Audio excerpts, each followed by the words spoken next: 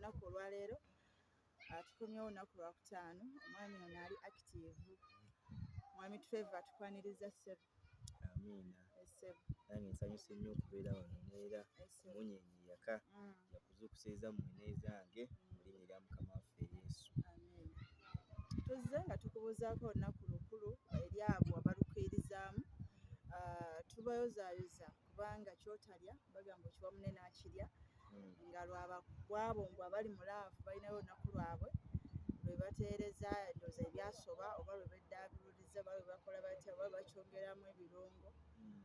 Tubakusanyukirako mmwe abali mu mbeera eyo esanyusibwa ku sayidi eyo. So olunaku olwaleero lwe tulimu era nga tugenda kuba tuddamu ebibuuzo ku ebyo ebyabuuzibwa. Mukyayita nnyo mu inbox nga mubuuza, kikola bulungi kuba kituwa okudda nga tulina kye tugenda okwogerako. Olunaku olwaleero ssebo abantu baze babuuza.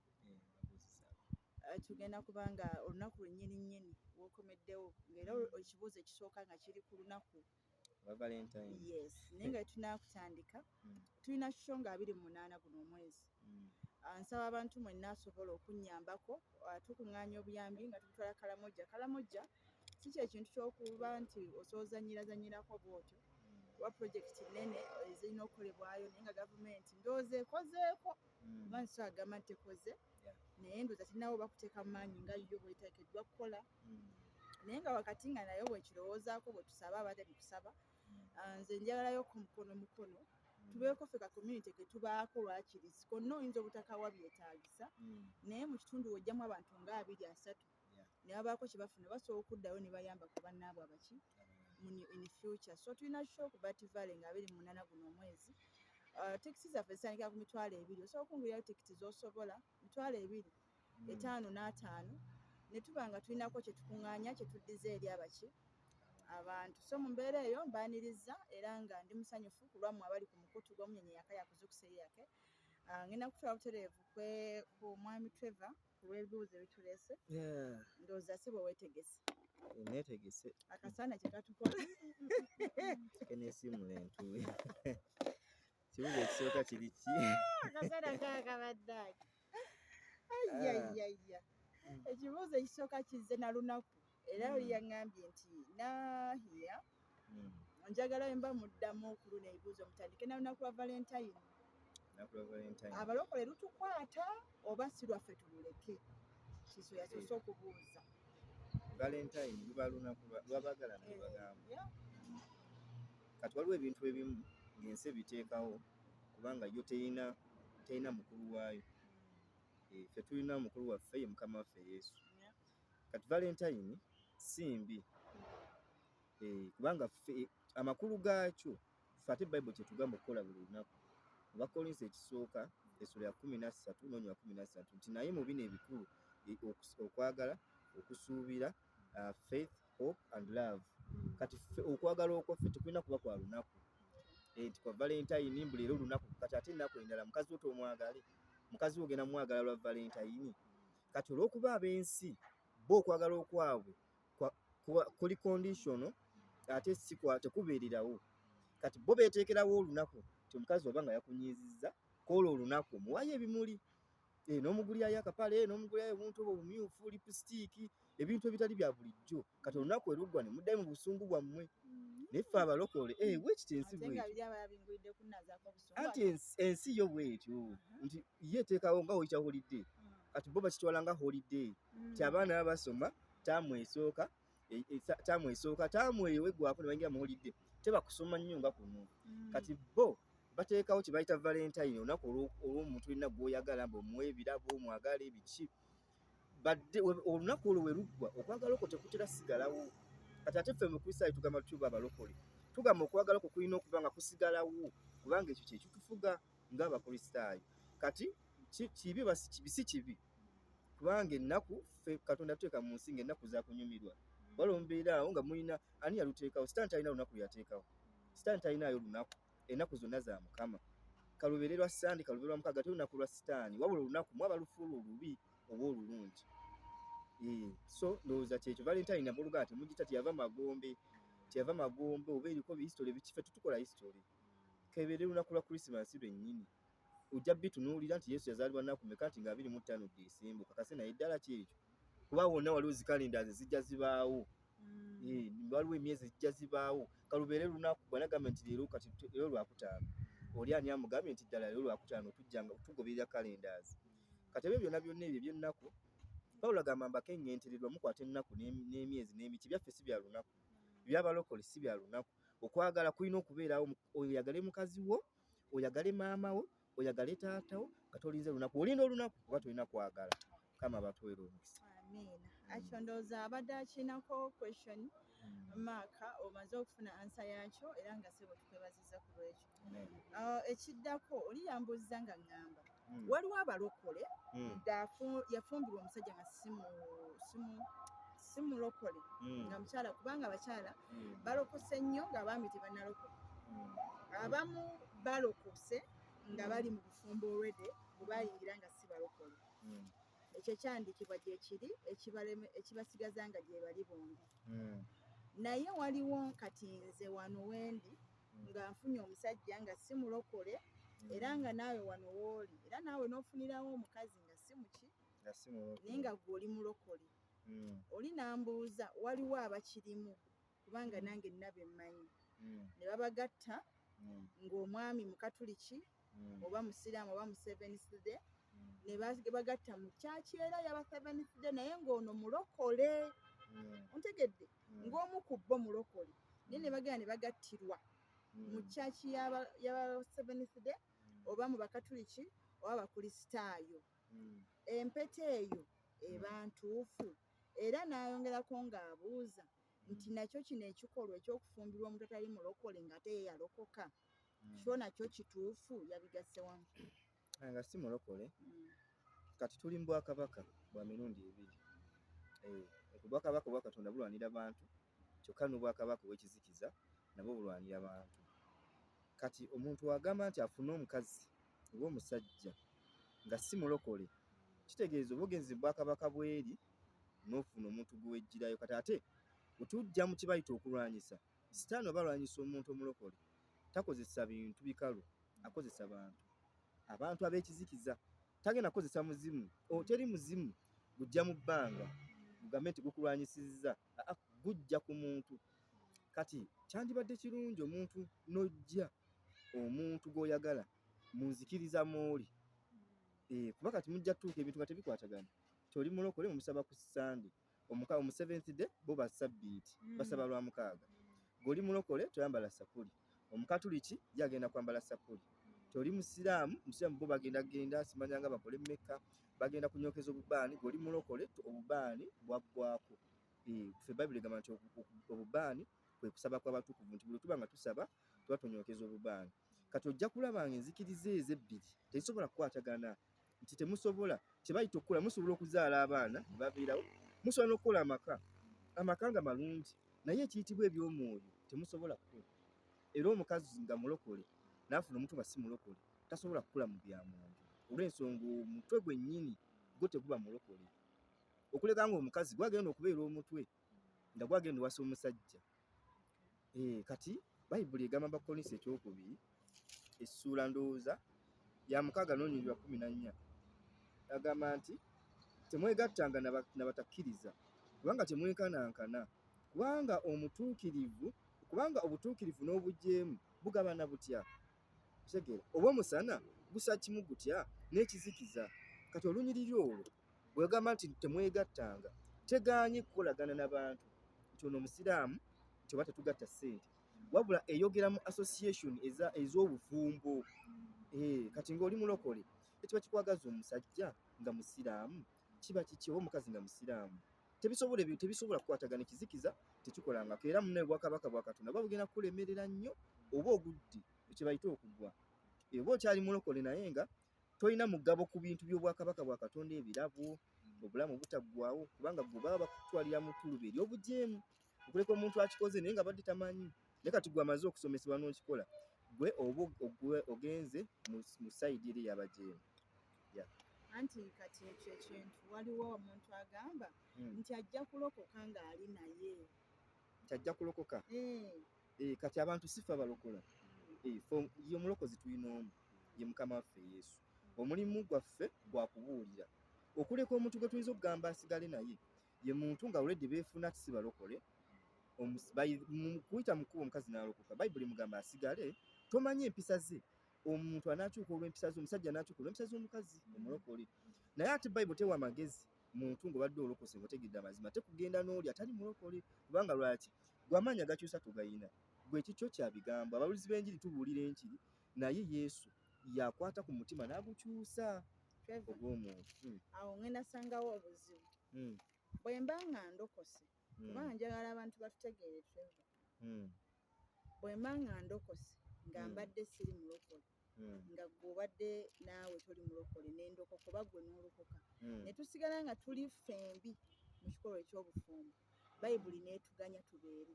Kati ki ekinnemesa ate okufuna omuntu atadde mulokole nensigala nga mmusabira n'ebikolwa byange ne bisigala nga birungi naye n'alokoka? Ebikolwa ebirungi si bye bitwala mu ggulu. Ebikolwa ebirungi nyongereza ku bintu ebitwala mu ggulu. Ffe tetukola bikola birungi kulokoka, wabula tukola ebikolwa ebirungi kubanga twalokolebwa. Kakati omuntu yenna ne waba mukkiriza ekintu kasita obanga otegedde, gwe ng'otegedde, Bayibuli egamba temwegattanga. Okwegatta no kwennyini kakubeere kwa sekisi, okwa sekisi kwennyini okwegatta n'omuntu nga si mulokole. Ndowooza kanti ogenda bwintu kati bulokola ne sekisi n'omuntu nga si mulokole ate ng'era wadde nga muli balokole nga temuli bafumbo, ekyo kizikiza. Bayibuli yo yennyini eba tekikkiriza nga yo.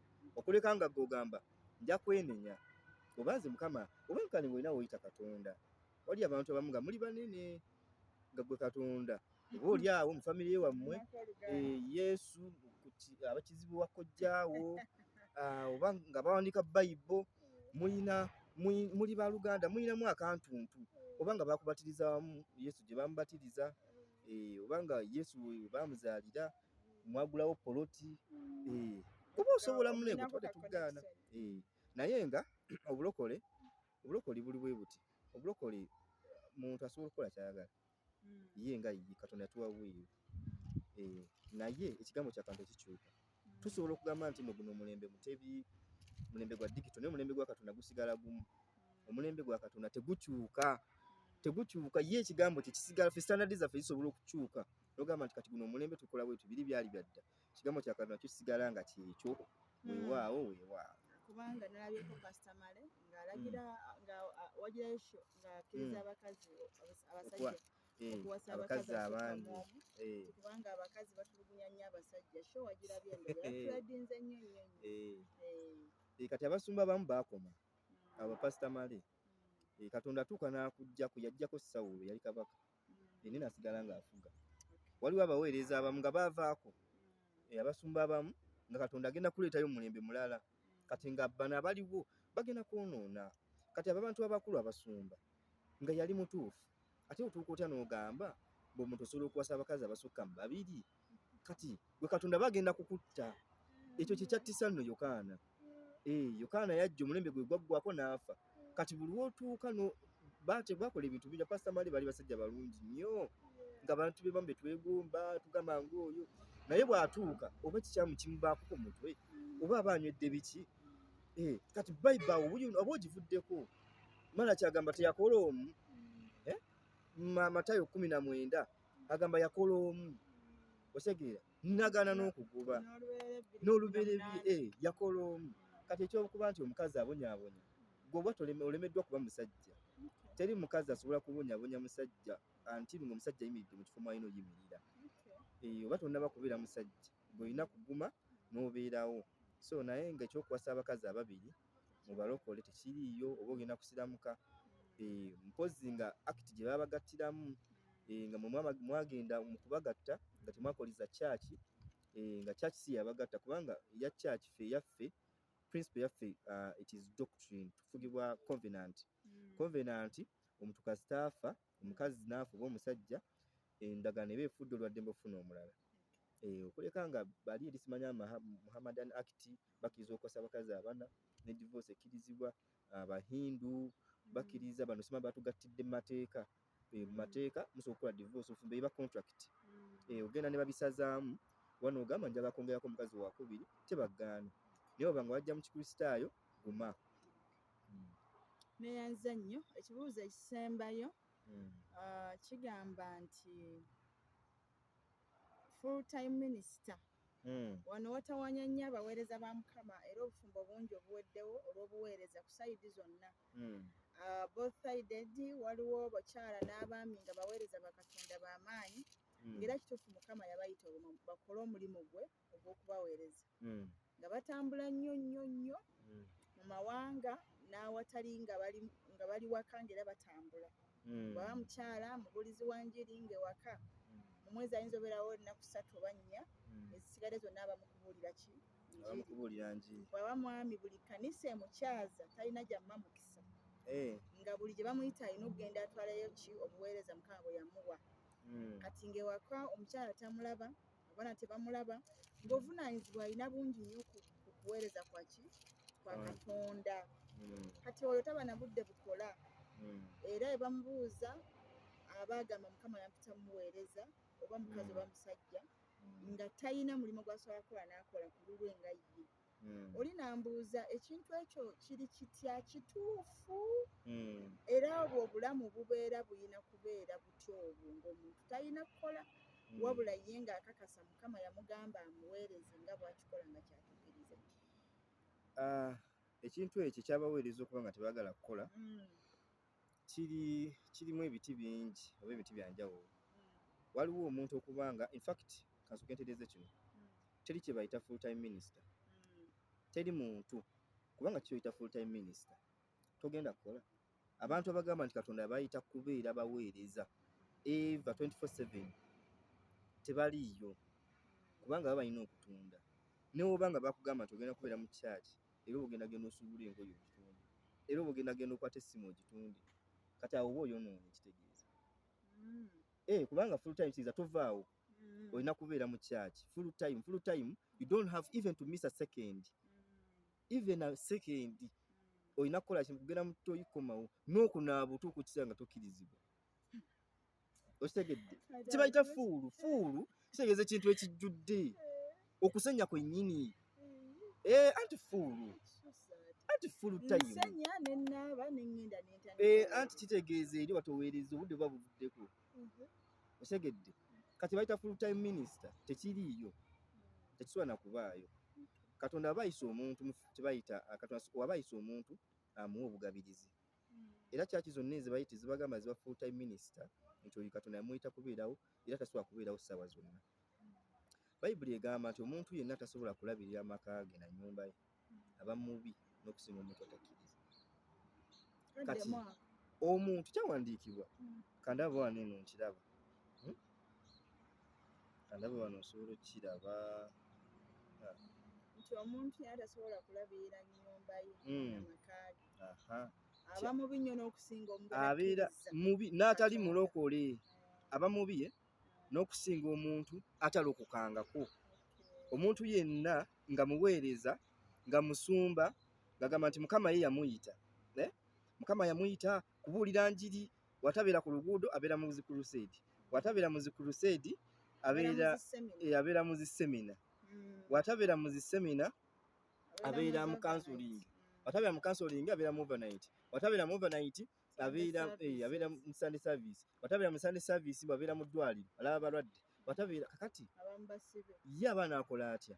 Kati abantu balinamu endowooza n'endagaano enkadde. Katonda bwe yatumanga abakabona n'abaawulako balyenga ebimu eby'ekkumi era beeyitanga Baleevi. Kati obwo obuweereza obw'ekileevi mu ndagaano empya tetubuyina. Ffe kabona waffe ye Mukama waffe Yesu. In fact mu Matayo essuula essuula ey'okubiri n'olunyindooza lwa 11 Yesu ekyayanjula kye bayita obulokozi ebirabo byali 3 mwalimu akabaani omugavu ne golodi ng'akiikiridde ssente principle yaazo kuba kuzikola so si kuzisaba. Kati ng'obuweereza buno kitegeeza buzze n'okukola nga butambulira ku bintu bibiri okusaba n'okugenda okukola. Kati awatali ebyo kanisa yonna eba tesobola kuyimira. Timoseewo ekisooka 5:8 Timoseewo ekisooka 5:8 katulabe. Timoseewo 5 ekisooka 8 lugambye naye omuntu yenna bw'atajjanjaba babe n'okusinga ab'omu nnyumba ye nga yeegaanye okukkiriza era nga ye mubi okusinga atakkiriza. Kati bannange olwonsomye lunyiriri gwe n'ogenda obbuulira enjiri ekisooka 5 olw'omunaana gwe ng'ogenza okulaba abalwadde mukazi wo nga mulwadde n'olemererwa okumulabirira n'okumujjanjaba mbw'oba weegaanye okukkiriza oba ogudde. Abasumba bangi abaagwa n'ababulizi b'enjiri abali ku nguudo, abaana tebasoma, abaana tebalina fiizi, ali eri mbw anoonya mukama bw'afuna ssente ng'ayagala wasa mukazi mulala.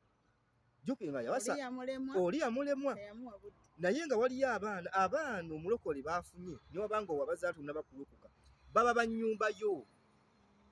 Bw'olema obbalabirira n'ogamba nti kasooli gwe nabazaalamu si mulokole, oba mubi nnyo n'okusinga omuntu atali mulokole. Kati kye bayita full time minister tekiriiyo. Bayibuli yiino ba mubi kasita olema okulabirira bw'oba mubi nnyo n'okusinga omuntu yenna atali mulokole n'okusinga ab'ennyumba. Omukazi nga wamuwasa tomuweereza ssente, tomuweereza buyambi, togenda kukola, tolina ky'osobola kukola. Kakati gwe toba musajja, toba na mulokole, toba. Kati full time minister tekiriiyo. Ekyo abalokole balina okukijja mu full time minister tekiriiyo. Kye bayita full time minister bagamba at least wabawo percentage gye tugamba nti at least kale 70% beera ku mulimu, 30% beera ku buweereza, oba 30% kale beera ku mulimu naye at least ng'oyingiza ssente. Kyokka era neweziba nga essaawa ennyingi z'osinga okubeera mu kyaki nga obudde bwo obungi nga bulina kuba nga businga kuba nga buli mu kyaki, kitegeeza ekkanisa eyo erina okuba nga econtributinga ku income yo, so si kubeerayo bubeezi. Naye era tekikugaana kuba na mulimu. Kati tosobola tokiriiyo, full time ministry tekiriiyo. Mukama bampeera omukisa. Tukoze bulungi nnyo. Mu byaddala kirungi okubuuza kubanga nkirabyemu amakulu bw'otuba nga okuddibwamu kutuuse. Omuntu bw'obuuliza ekintu oba tokimanyi obanga oba wakifunako naye n'otamatira mu kyo ekyo kye wafuna. Kati then so comparinga ku kino nekiri naawe n'oweeyinga n'olaba ki ekisinze n'ennyinnyonnyola eno okimanyi nti naye ereetawo obundi okutegeera.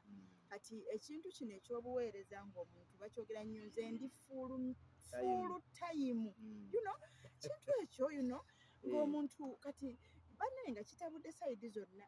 Bw'aba mwami omukyala nga yali ku buweereza obwa full time obwo mu butuufu bimutama. Bw'aba mukyala ng'omwami yabuliko omukyala naye atuuka n'akoowa obufumbo n'agamba n'abutama n'agenda. Kati mu kino ani anenyezebwa ng'obufumbo buvuddewo lwekyo ani anenyezebwa? Ono mukama gw'ava okwogerako oyo nti aba mubi nnyo. Omusajja kati oli ye ne bw'agenda n'addamu n'afumbirwa tebaba buzibu kuba ono takkirizibwa. Osukirizibwa okunoba, osookirizibwa okunoba. Bayibuli tegaana kunoba. Actually Bayibuli tegaana divorce. Bayibuli tegaana divorce naye egaana omuntu okuddamu okuwasa. Naddala nga mbadde mwayita masa amatuufu ag'ekkanisa. Osobola okukola divorce oba mufumbo mwasooka okuyingiramu bw'abiteekateeka ofiisi biki babagatte awo ng'omusumba tabiriimu nnyo. Naye waba ng'alemeddwa okulabirira omusajja awo omukazi naawe bw'ofuna ezizo sooka olabirire gwe ennyumba. Gwe sooka olabirire ennyumba bw'osobola n'ofuuka omutwe. Omukazi olaba ng'omusajja alemeddwa ofuuka omutwe, ng'omukazi osobola ofuuka omutwe. N'asigalawo ng'akomawo ava mu njiri n'omukulisaayo naye gwe nga baana bo baalidde n'omugamba munnange tewali mmere. Olwo balabibala ebirungi. Gwe Katonda akuwadde yiyo na nnyumba. Ye aba yeeyawudde ku nnyumba ye. Ate naye wa nnyumba omwo. Ye yeeyawudde. Ono gwe bagambye mutwe ab'ennyumba bye. Kati omukazi si gwe afuga waka, aba musajja. Kati omusajja walemererwa taleese ssente takoze eki gwe gula emmere n'abaana bo tulye mwe mulye. Tetumuterekera. Awutereka yaki? Otereka yaki? Kiki oli mu kusiga se? Oli mu kuzimba kyeki? Gwe mukwate musomese. Waba tawulira kuba waliwo omuntu nga talina mulimu nga takola. None wabeerawo omuntu nga gy'alaze teri ssente, gy'alaze Mukama si yamugamba. Ate wekibanga Mukama si yamugamba kubanga ekintu Katonda omuntu gw'ayise mu buweereza Katonda mugabirira. Kale atayinza kugamba nti genda obuli wali enjiri. amaka genjala negwa naye ate waliwo n'amaka amalala era still ng'omukazi alina obusobozi obusinga kuba omusajja ng'omusajja newokola otatusobola kwenkana mukazi kati omukazi olina olabirira ate omusajja aba tofuuse mutwe naye okuyita mu kwagala tizola about kutegeeragana enkolagana weeri n'omanya omusajja wange naye ng'agenda n'akola kye ŋŋambye nga gwe omusinga businzi n'aleeta naye nga zaleese tezimala togaana kwongerako ng'omukazi naye gwe ŋŋambye y'ono yasoma alina amagezi ng'oluusi bamuwa ne ssente nina nazikukutira asereka ssente za kulusedi alina miliyoni 3 mwe temulina kyakulya mbwatereka za buweereza mbuye mutuufu takwata ku za buweereza abaana tebalina school fees kati oyo bw'oba omuwadde kinyuma n'omuwani nga tekuli naava omwani nga tekuli n'omugamba wabaawo obuntuntu waliwo ensomesa omuwa obuyuuni waliwo omuntu ensomesa nga osobola okusomesa omwana singa nga tomugambye bugambi naye n'okola bikola omusajja osomuyigiriza okulabirira ewaka nga tomugambye naye n'omugamba nti oba totevunanyizibwa bwo kino tojja kisangawo n'oyoza engoye nga teziriko sabbuuni ezitakula ne ziguba n'akubuuza lwaki nti munanga nti sina sabbuuni nti awo n'amanya talina oleka sabbuuni kati awo omuwa obukupa nga tekuli nva sukaali omuwa mukalu kyayi temuba sukaali akasenyi okamwa tekuli kologeeti naye nga tokisussa kubadde tuyinza okukisussa ne bagamba bannange kikyemuleesa naye waliwo watuuka etugambye ku kika ky'omusajja nga mukodo omusajja nga tajja kutegeera bayibuli erina abantu begamba Pawulo bagamba nti abantu abayokebwa okutegeera kwabwe nga bo tebalitegeera n'olukola oti ate waliwo abasajja nga omukazi gy'onookola responsibilities z'omusajja ng'omusajja talikola responsibilities ze otegeera ng'era n'abasajja abamu bakisobola okukola responsibilities z'omukazi omukazi n'alemalayo n'atakola responsibilities ze ng'omusajja yakeera n'ayoza olw'okuba yamanyiza bwati omukazi n'ataddamu kwoza yagamba ye luli nga wazooza wabaako ki kati n'omukazi ebiseera ebisinga buli waalabirira ennyo n'alabirira omusajja atuuka asobola waba nga tategeera bulungi nga talina kwagala mu ye nga talina magezi gawula asobola olemererwa okulabirira amaka olw'okuba nga omukazi akikola kati ebintu by'obufumbo oba ebintu bya relationship byetaagamu kutegeera omusajja amanye nti obuweereza kirungi naye n'okubaako ekintu kyokola kirungi kuba ffenna mukama alina gye tuweereza abamu mukisa bagenda bufunira mu buweereza kati omugaana n'okuweereza nti ate agenda akola ennyo muyinza obutafuna mukisa naye ate nga teyeekubirayo teyeemalirayo kati Yakobo 5 egamba nti wambaamu ku mmwe omuntu ayoboka amagezi asabe Katonda atamma gamuweebwa oleme kukola kikuweebwa alina wakyogerawo nga oleme kubogokoba bubogosi like nga kubanga totegeera kyekikozesa ekyo saba Mukama akuwa amagezi omanye bw'olina okukwata ensonga n'ozikola so totambula butambuzi bw'otyo ng'ogenda naye ng'ogoberera busiru osobola okusaba Mukama amagezi ne gasooka gajja n'otambula nga gy'olaga naawe omanyi gy'okulaga so si kutambula butambuzi bane program yali ennyumidde okyoba omanya weebale ava wala mwami ono ava Makerere nze ndi Namusera ate ndiga olugendo olwo lwonna okujja n'addayo Mukama nakikuwemu obulungi kubanga bambi ewange oli owala so mu ngeri emu oba endala twebaza mmwe abawaayo obudde okutulaba munyeka yakutukuseyeyo Yesu lyekkubo ge mazima ate era bwe bulamu teriiyo kkubo ddala likutuusa mu ggulu osobola okusibulako ku bantu ate ne batuddamu tulinda olw'okusana oluddako mwebale nnyo mwenna ababaddeko Mukama abatuweera omukisa yabalina kye bayize by'otategedde osobola okubuuza okwemulugunya nako tukukkiriza byonna Mukama akutuweera omukisa naawe awulidde kyonna ky'owulidde oba kugula kaddata oba kubaako ky'okutte ku lw'omulimu gwa Katonda oba kulwa kalamojja oba kulwa puroguramu eno kyonna ky'owulidde Mukama bajja kutuweera omukisa n'oba olina ka bizinensi ko ng'oyagala kukalangira muno puroguramu nga tukola osobola otubuulira we kali ne tuba nga tukikolako gwe bakasoma n'obalinda eyo ne bajja mwebale nnyo bamikwano mwebayire ddala Yesu abaagala nga naffe era we tubaagala beere bulungi. Bye.